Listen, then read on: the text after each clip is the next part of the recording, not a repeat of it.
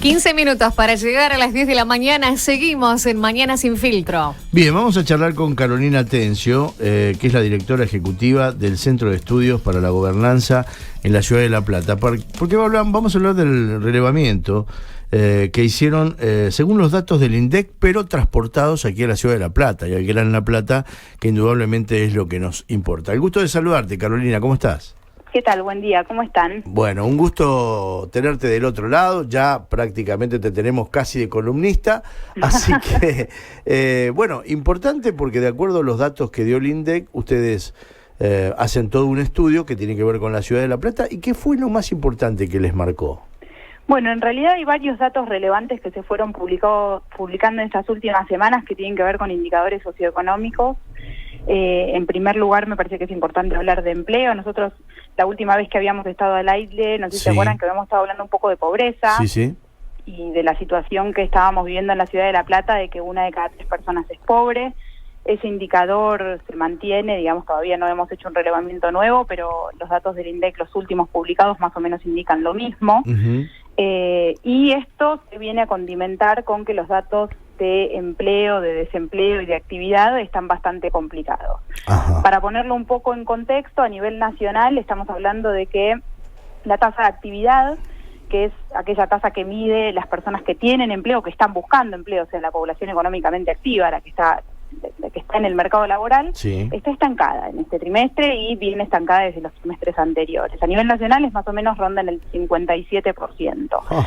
Y en la Ciudad de La Plata está pasando lo mismo con la actividad, pero hay una pequeña diferencia que tiene que ver con la tasa de empleo, que son aquellas personas que efectivamente tienen un trabajo, que a nivel nacional también está estancada, pero en la Ciudad de La Plata está en descenso, lo que significa que hay menos cantidad de gente, cada vez menos cantidad de gente empleada.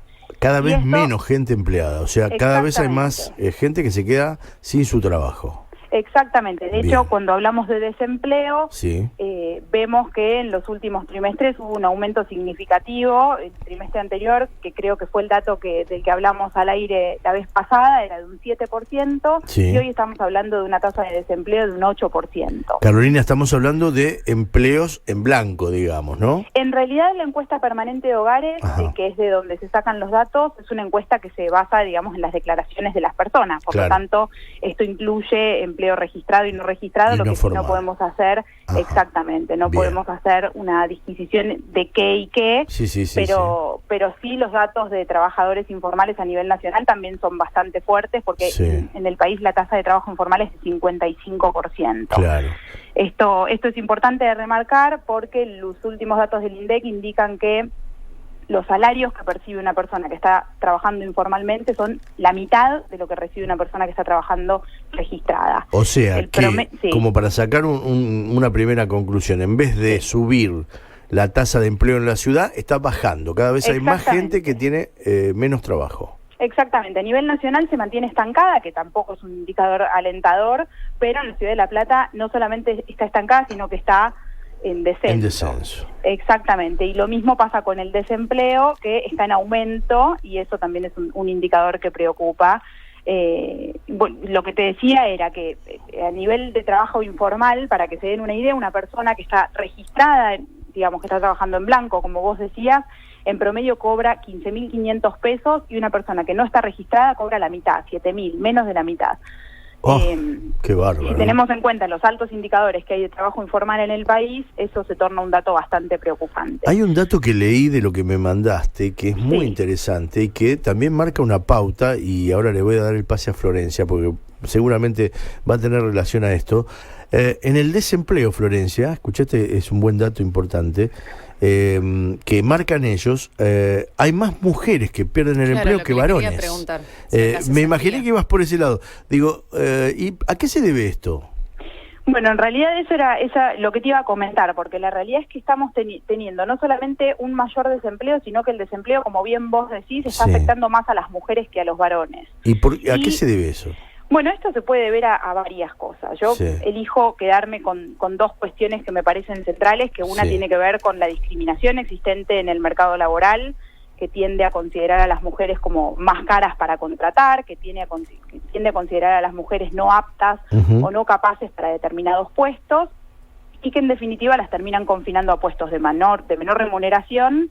Esto se ve reflejado con los últimos datos que se publicaron, creo que fue ayer o antes de ayer, sí, exactamente. que los salarios de las mujeres, fue tapa de Clarín, incluso sí, Clarín sí, tituló algo bastante raro porque decía que las mujeres teníamos tanto trabajo como los varones, pero cobrábamos menos, y en realidad ni tenemos tanto trabajo como los varones, no, claro, ni cobramos, porque bueno, los indicadores muestran que las mujeres estamos menos empleadas que los varones, pero inclusive cobramos un 27% menos.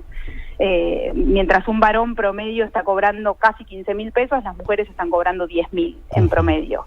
Y esto es un indicador que alarma porque tiene que ver, como yo te decía, en principio con la discriminación existente en el mercado laboral, que nos cuesta muchísimo más conseguir un trabajo, mantenerlo y ascender en nuestros trabajos, y por otro lado con la presión que suponen todas las tareas domésticas de las que exclusivamente nos hacemos cargo las mujeres, ¿no? Claro. Esto es algo que es un dato que hay que tener en cuenta porque tiene que convertirse en una política pública tendiente a moderar un poco esa exigencia que recae sobre las mujeres y que libera un poco a los varones para que se desarrollen profesionalmente con mayor libertad que las mujeres. No, claro, y aparte me da la sensación que hablando con empresarios o con gente, con comerciantes, que el hecho de ser mamá, el hecho de por ahí tener algunas cuestiones que obviamente van de la mano de los hijos, provoca que muchas veces se elija más al varón que a la mujer porque coinciden, seguramente equivocadamente, que por ahí la mujer falta más por esta cuestión de que sí o sí se tiene que quedar cuidando al nene. En cambio el padre puede salir a trabajar y la mujer se queda en la casa. Digo, este viejo argumento que se ha utilizado tantos años, pero que lamentablemente sigue siendo tal vez un tema muy vigente por aquellos que tienen que emplear, ¿no? Totalmente, eso es así, y además, sumando a tu reflexión, con la que coincido absolutamente, si uno piensa en el sistema de licencias, por ejemplo, que es algo que repercute directamente en las tareas de cuidado de los niños, y no solamente de los niños, de aquellos adultos mayores que lo requieren, de personas con discapacidad y demás tareas que se realizan al interior de los hogares. Si uno analiza el sistema de licencias, partiendo de la base que una mujer tiene 90 días de licencia por maternidad en algunos casos, ¿no? Porque coexisten muchos sistemas, pero los varones tienen solamente 2, eso ya da la pauta de un patrón generificado que complica la vida de las mujeres y que facilita la inserción de los varones, y por supuesto, como empleadores, seguramente un empresario o una empresaria va a preferir contratar a un varón porque le resulta, o por lo menos piensa que le resulta más sencillo. Claro. Todas las cuestiones sociales también, ¿no? Van de la mano de esto, y lamentablemente el hecho de que haya tantas separaciones también provoca que la mujer sí o sí salga obligadamente a trabajar y no encuentre espacios de trabajo, ¿no? Seguro. Y en donde prácticamente tampoco existe el blanco, porque en algún momento me parecía muy atinado que las chicas, por ejemplo, que salen a limpiar una casa, tengan las cosas en regla, en condiciones, se le pague como corresponde y aparte en blanco, y prácticamente que eso se ha descontrolado, ¿no? Casi que no hay ningún sistema en donde uno vea que el Estado realmente se preocupa por esto, ¿no? Totalmente, y la situación se vuelve aún más preocupante cuando uno considera los ingresos también, porque esto viene de la mano. Si uno no accede a un empleo de calidad, difícilmente pueda sortear los gastos que supone una economía cada vez más restrictiva y más complicada en términos de servicios, de tener que pagar el alimento diario y más, lo que vos decís, mujeres que además tienen que solventar hogares de manera unilateral, ¿no? Claro. Aparte qué loco, ¿no? Porque Carolina, por lo general, en la pareja, la mujer es la que maneja el tema dinero, ¿no? Por lo general, la mujer es la que dosifica los gastos, la que trata de achicar cuando es necesario, es la más dúctil para este tipo de situaciones. Qué raro que la mujer no tenga un campo mucho más amplio a la hora de, por ejemplo, gerenciar empresas que donde se mueve mucho dinero, ¿no? Donde creo que por ahí la mujer podría ser inclusive mucho más útil para este tipo de situaciones y mucho más rentable para las empresas. Sí, mira, para que te des una idea, a veces uno piensa que las situaciones son de determinado modo y cuando ve los números se queda impactado, ¿no? Sí. La realidad es que hoy, en la actualidad, solamente 3 mujeres de cada 10 acceden a puestos de decisión. Esto implica que mientras hay 10 varones trabajando como gerentes de una empresa, como vos bien decís, solamente hay 3 mujeres. Entonces, esto por ahí tira un poco por la borda esta cuestión de pensar que las mujeres somos quienes manejamos algunas cuestiones, porque hay una relación de poder que a nosotras nos está impidiendo acceder a cargos de decisión y que nos está impidiendo manejar, como bien vos decís, el dinero. Si te lo pones a pensar, a mí me alarmaban estos últimos números que en los segmentos de menores ingresos, cuando uno analiza los ingresos de la sociedad, los analiza en deciles. Hay 10 deciles, entre el que el primero es el de menores ingresos y el último es el de mayores. Las mujeres duplican a los varones en los segmentos de menores ingresos. Y por el contrario, en los segmentos de mayores ingresos, son los varones los que duplican a las mujeres. Entonces, esto indica que el dinero está concentrado en manos masculinas. Claro. Qué bárbaro, las mujeres, si uno analiza todos los números, te das cuenta que las mujeres tenemos mayores índices de pobreza, las mujeres tenemos menor concentración de ingresos, las mujeres están más desempleadas que los varones y tenemos tasas de empleo y actividad menores que los varones. Evidentemente tenemos una situación bastante complicada de sortear, que requiere también políticas públicas focalizadas. No, claro, cosa que ha mermado también, ¿no? De acuerdo a lo que uno va viendo. Digo, estos programas que eran importantes, así como desde el aprendizaje hasta lo social, ¿no? Bueno, los últimos días estábamos viendo cómo bajó la cantidad de personas inscritas en el programa Progresar, que también es un programa importante, que contenía, sobre todo para atacar el problema desde sus orígenes, porque la otra vez, no sé si vos te acordás que estuvimos hablando de que la juventud y la niñez eran dos de los segmentos de edad más complicados a nivel de pobreza. Y cuando analizamos desocupación, casualmente la desocupación hasta personas de 29 años ronda en mujeres, casi el 22% de las mujeres de menores de 29 años están desocupadas y casi el 16% de los varones. Y esto duplica, y en el caso de mujeres triplica la media de desempleo que tenemos en la ciudad. Qué bárbaro, ¿eh? Qué bárbaro. Entonces, ahí tenés mujeres, jóvenes, o sea, los indicadores hablan por sí solos, esto está clarísimo que el problema está ahí. El problema es que justamente, si vamos a volver regresivas políticas públicas como el Progresar, que justamente apuntan directamente a revertir esa situación, va a ser muy difícil que la situación se modifique, por lo menos en el corto plazo. Claro. La verdad que muy interesante, Carolina, como siempre, es un placer escucharte. Puntos salientes, digo, como para hacer una síntesis de esta muy rica charla. Si tuviera que titular, tendría que titular con que hay más desempleados en La Plata que de lo que había, por ejemplo, en el mes de enero, ¿no? Y muchas más mujeres desempleadas que los varones. ¿Estas serían las dos conclusiones más importantes o agregarme alguna más? Mira, yo lo único que sumo es que la perspectiva también está complicada. Yo escucho mucho en estas semanas que están puestas todas las expectativas en que el sector de la construcción sea el que se reactive, por ejemplo, ¿no?